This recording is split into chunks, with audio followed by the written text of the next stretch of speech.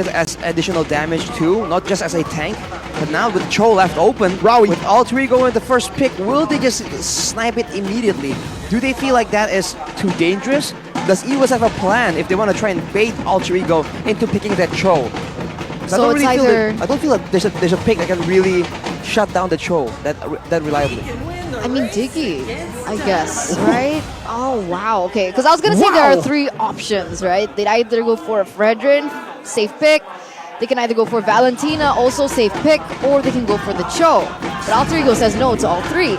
They say, we're going to prioritize the Bruno in that gold lane, and EVOS Legends answer with those two picks that I mentioned earlier, Fredrin and the Valentina. Is this a good trade? I feel like it's a bit dangerous because they had the Valentina in the previous game. The Fredrin though is something that was eventually banned out by EVOS themselves in game number 2. It was a big part on why on how Taz was able to actually be so dominant in game number 1. That Fredrin pick, able to stop a lot of the mobility coming from alterego as well. But letting go of the Cho though, that is a risky situation. I don't know about this, man. The Bruno first pick, it may seem very risky, but honestly, looking at the matchups for Bruno, there's not really a bad matchup for him, right? Against the Brody, it works. Against the Beatrix, it works. The Claude, all the heroes that you would try to play against the Bruno absolutely slams in lane. As long as you build around this Bruno, you're all good. And that's kind of like what they're doing right now with the Terizla and the Faramis pick, giving Bruno some survivability with the Faramis, with the Netherrealm, and also giving Bruno space, an easy way to deal damage in the front. Having a frontliner who initiates and who takes all the damage in Terizla. The penalty zone is also going to be very useful in locking people down in place for Nino to just throw those balls and do an insane amount of damage. Again, especially if they want to match out pound for pound, like the DPS coming from Bruno. There's not a lot of heroes that EVOS can pick right here. They can match that. They are going to go for the X-Borg though, and I think they're going to immediately ban out that Cho. So it's literally alterego's composition so far from game number 1, right? They're trying to do the counters, Valentina pick up, and then they go for the X-Borg to try and counter the Terizla. But I think they need a little bit more to work with, do you not? The only difference here is there is no Akai, right? So it's a Fredrin instead of an Akai for EVOS Legends. I think that is better stability. Now that they're banning out a few of these junglers who can actually deal, have a lot of threat against the Fredrin in the jungle department with the Lancelot farms faster, maybe they might want to go for Martis next, because that is another pick that can give EVOS a few problems in the jungle department.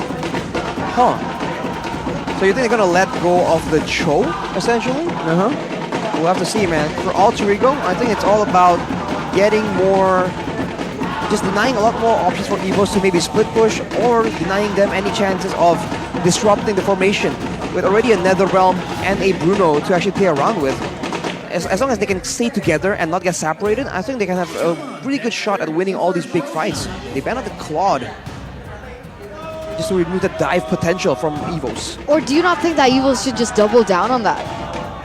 Like, understand that alterego, they're going to look for team fights, they're going to clump up as 5. Why not counter that? Yep, I agree with that. Minotaur becomes a good option to try to force a dive. You want to dive? Let's go. Let's go full out. And then they can pick up an Edith too. But with the X-Borg already picked up, kind of removes that already.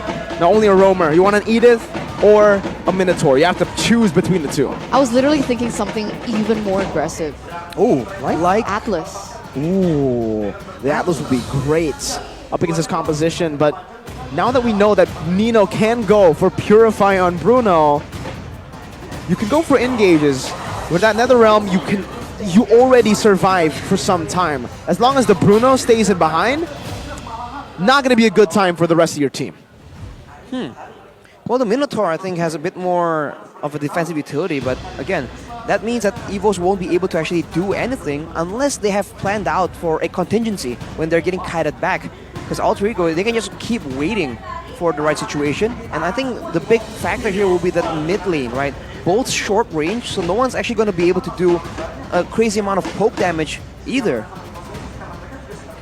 So then what? What do they do?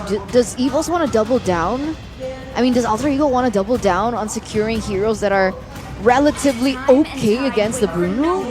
There you go, Beatrix and Claude taken away. EVOS, they're either going to be forced on something like the Irithel or Brody. Yep.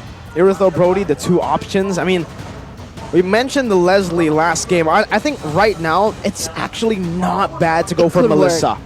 Against Terizla as well. Against a Firmus and a Terizla. Remember, that's double value. The only real concern is what are the last two picks going to be, and that matchup isn't too good for Melissa. This Bruno can bully the Melissa in the early stage, and on Melissa, it is a very different hero. Now, you really have to wait for your item power spike. If you don't get it, yeah, it's going to be really tough. And if you get bullied in lane, getting the item power spike even later in the game, it's... wow! Oh. Eterna called it! Eterna called it. Ixia right here. Ooh. A pure front to back with a good amount of crowd control from the side of EVOS. That's great and all. It's going to be a bit of a fight between the damage output. And I think in a way, Ixia actually has a bit of a lead. Unless Alterego can find something that can just negate all that. They literally still have the choke. If they go for the choke, can EVOS just pick up the Diggy and have a solid front to back composition that can't really be picked off? Possibilities are flying around right here. Gonna be a Hayabusa from Alterego. What? Yeah, knowing that the Ixia is very, very easy to pick off. They want to go for some more backline threat, and they can be ones to go for. Is it too risky for them to go for? Ooh, okay. Okay, curveball. What is going on? Valier. Well, Great against the Fredrin, but I the think Ixia. maybe they're just doubling down on that early game. Right? Maybe, and the Valdir can be a bit more dangerous, especially in level 1, level 2. We saw that Alterego, they did that weird wave cut in the early game. Yeah. Seemed to be something that they really like doing right now. But later as the game goes on, I think it's going to be very difficult. He will be able to have a lot of, give a lot of problems to the X-Borg and the Fredrin. But again, this Ixia remains somewhat okay. And once the Wind of Nature is built, even the Hayabusa won't be able to be that big of a threat. Oh my god, what's gonna be the last pick here for EVOS Legends? Cho! I heard Cho, yeah. What? That strong. To cancel the assassin potential? It makes sense, it checks out. Oh, this will all come to execution, man. I feel like Alterego can rely on the Netherrealm a bit more, but EVOS, I think in the mid-game, if they're not too far behind, they have a good chance here. Oh man, this I feel so split. Yeah, right me now. too. I mean, for both of these drafts, again, it comes down to the execution. This Hayabusa needs to be very careful, by the way. Against a Valentina Cho, that's a lot of mid pressure that EVOS holds over Alterego. Sure, they have a Valier. It's great to cover, but if the Fredrin can invade early and shut this Haya down, it's going to be scary, very scary. It truly is, and looking at this, you're right, it's going to be a Bruno with the Purify. So that does alleviate a little bit of pressure from the playmaking that EVOS Legends has brought with their composition. Of course, they need to be wary of the Valentina, they need to be wary of the Cho, and they also need to be wary of their tournament lives here. Ladies and gentlemen, welcome into the Land of Dawn for the final game of this best of 3. Will EVOS Legends take it 2-1, or will finally the three-faced mass look for an opening here? I think you have to keep your eyes open and pay attention to the gold lane, man. Right here, whichever gold lane really wins out means that, whoever gold lanes actually wins means that the team can be a lot more aggressive when it comes to those team fights. And considering that there's an assassin in play, I think both teams will be trying to pick off the gold laner and protect the gold laner at the same time. We'll see, right? Because so far, it looks like they're putting a lot of pressure in the top lane. I think they're trying to get their mid laners to level 4 as soon as possible. As we also take a look at their emblems. Again, Impure Rage, but a different style here on the Valentina. Oof, Impure Rage with the tenacity and the firmness, going for full tankiness, expecting to be in the fray, dealing crowd control, dealing damage, or maybe even stealing a penalty zone. We'll have to see. Taz getting zoned away, getting just chased down by 3 members. Oh wow. Very aggressive from Alterego. Yeah, they also baited out a Retribution. The Taz actually won there, the 50-50. Still though, Sunny Boy is holding a pretty good lead in the XP department. Should be able to get level 4 a bit faster compared to Taz. But in the retry battle for the neutral objective, it should still favor this Fredrin, a utility jungler. I don't know what the difference is, but I saw kind of a similar situation in game number 1, where Sally Boy was able to get level 4 a lot quicker than Taz. Is it rotations or what's going on? Might come down to the rotation and how much early game focus is there from Alterego to clear the waves faster, almost, right? If they can get more minions down before the turtle spawns, that's a chance. But look at this play. Shadow kill coming down. Cry. Oh, no, he beats him in. The shadow kill comes down. And Cry is brought back to the team. Well played to Sully Boy. My goodness. Now Pime in the front, just trying to zone. Sully Boy's looking for the opening, but Taz will be able to secure the retry with an Appraiser's Wrath combo. Even with Sully Boy's retry, it was not enough. Wait, sorry, how did that happen again? What was that interaction? Sully Boy jumped in, used Shadow Kill right as he got out. Oh, we have a split, by the way. Oh, but finally. Right as he got out, Krite used Shadow Kill. And Sully Boy just went back to his old Shadow, the quad so Shadow in the back. he had to follow the Shadow Kill. Yeah, the Shadow Kill follows through with the quad Shadow. That is unfortunate for sure. Oh man, unfortunate, definitely. But back to that talent prediction, 3v3, going to be a split here on the talent desk. English versus Indo, as once again, the king back on top. What is this? What is this swap? Why is it Momo-chan and then suddenly it's Gani anyway? What's this, Van Strong? That's for the accuracy. Van Strong! Oh, that flicker was horribly timed! Alter Ego punishing again Van Strong. Man, that was unlucky. That Shadow Stampede brought him back. A lot of small mistakes right here. It might increase Pi getting jumped on. He's in the zone though. That penalty zone really saved him. NetherRealm as well from Udil, but it's a responded over NetherRealm from Krite. Udil gets out, saves his XP laner, and Alter Ego reset once again in the mid lane. All right, so far there's not much of a gold difference. So what are we feeling about this early game? I feel like Alterego is doing pretty okay. They've given Sully Boy 2 assists, winning in the jungle invade game as well. And I fear that in the mid game, he's gonna put all that resource, all the attention towards the gold lane. We already mentioned that Brands on this Ixia is gonna be a very easy target to gank from Sully Boy. That could be the key for Alterego to take control of the game with their mid game assassin power spike. So with that being said, why haven't they done it yet? Why are they leaving that alone? Maybe it's because if they put too much emphasis there early on, it's going to be very difficult for the Terizla to deal with the X-Borg and by proxy the turtle as well. Alterego has always played for this turtle, and it just happens to be that the gold lane is further away right now, and they're going to try and win out here, and if they do, that's where you can see more focus being put in the gold lane. You see some damage placed down though. Oh, Blast Insanity was cancelled, and now they're still going to go in. 3-man penalty zone by Pi. This might just be it. Yeah, Pi will get that kill. Fluffy still able to sustain back up just a bit on to the turtle. Now Saliba with the quad shadow going back and forth, baiting out the G Kundo and taking Van Strong down. Alter Ego playing it clean. Very aggressive, very clean, a 1,000 gold lead, and this is going to be a quick and easy turtle for them, unless Taz and Krite have something to say for this. Do they want to go for it? Well, they've actually successfully zoned Alter Ego away. They realize that Rasi is super low, and there it is. No one's been able to touch that turtle. But this also means that Alterego can go back and once again go for a skirmish, go for a pickoff before the turtle. They can just keep repeating this until EVOS Legends just had enough. On the other side of the map though, Brands and Nino, they're going at it, trading battle spells, so definitely still a lot of action there. But you can see that Brands is a bit pressured whenever Sully Boy just isn't showing on the map. He knows that if the Hayabusa shows up, that could be a game over situation. Might happen right here. This is it. Oh, the quad shadow hits perfectly. Say goodbye to Brands. Wow. They even gave the kill over to Nino, which is absolutely value. Well played by Alter Ego, but now they might lose some pressure or all the pressure onto that turtle. Sully Boy already used the retribution, and that's the Appraiser's Wrath to seal the deal. Turtle traded in for a kill. Hasn't that just been the story of the game, though? I feel like Alter Ego, they've just been letting all these objectives go. They're like, you know what, Taz, if you want it, take it, and we'll pressure you elsewhere. And they're already tipping the balance even further for Nino in this gold lane, and we saw that be very successful in game number 2. Considering that it's a Bruno with a Purify as well, Van Strong won't be as difficult of a of a menace for him compared to the Hayabusa for Brands.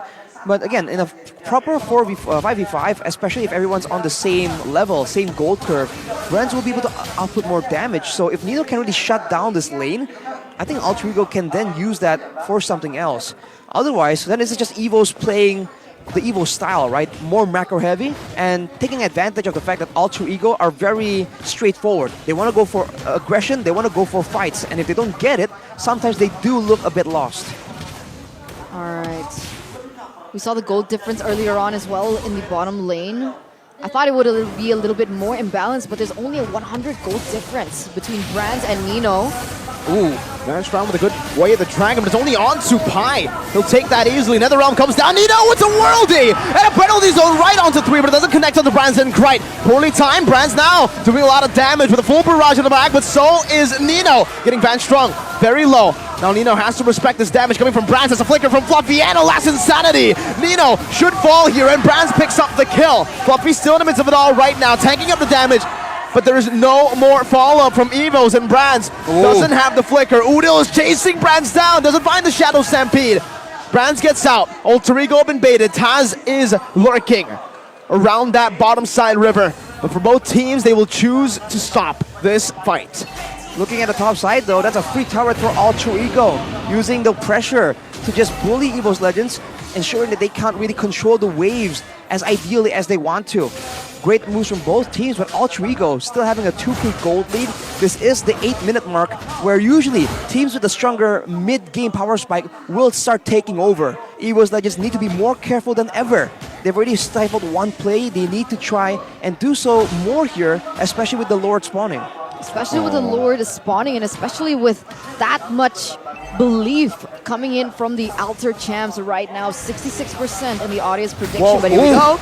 Udo forced to use that Purify early. Oh, the black, what a beautiful shadow kill from Sully Boy.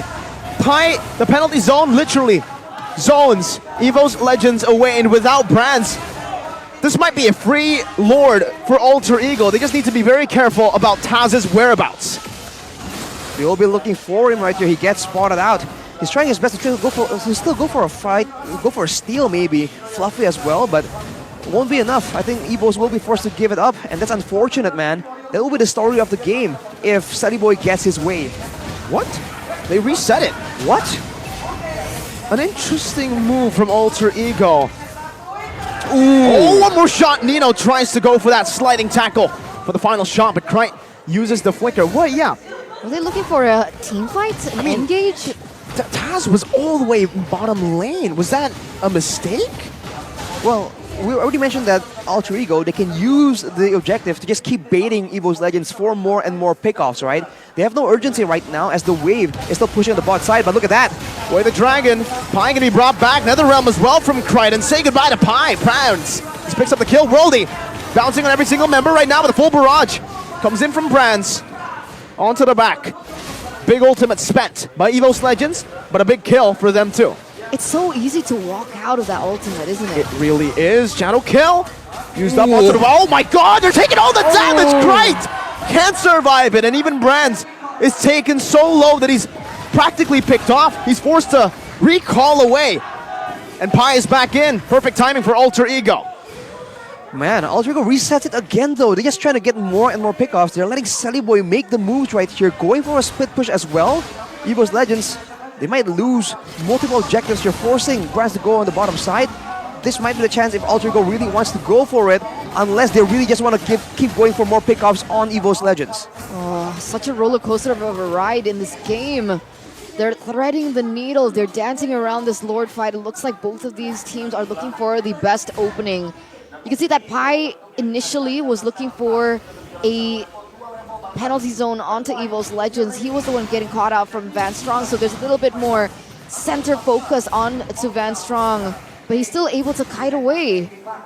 There you go. One more shot. The worldie connects. Oh my god, Brands is getting bullied this game. Nino! With a shot to the back, right?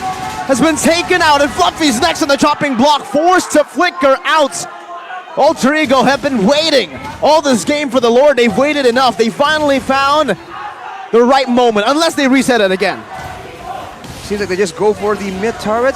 The bottom wave was pushing for EVOS, but that won't be a factor any longer. Finally, after getting the multiple person pickoff that they wanted, Krite and Brands on top of that, the core members of EVOS Legends, they just go for it. And now, after securing even more of a lead, they're gonna try and split EVOS Legends apart, take away the turrets, and go and make sure that the base will be cracked open quite reliably.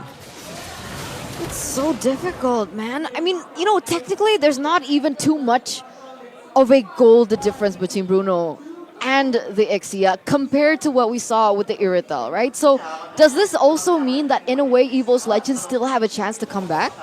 I think they definitely do. And with the Ixia, they do have a bit more of a high ground defense situation. And they have crowd control. If Sunny Boy can't really just slide in undetected, they have the Way of the Dragon, they have Taz with the taunts and knockups as well. So alterego are the ones who have to play a bit more carefully in this situation.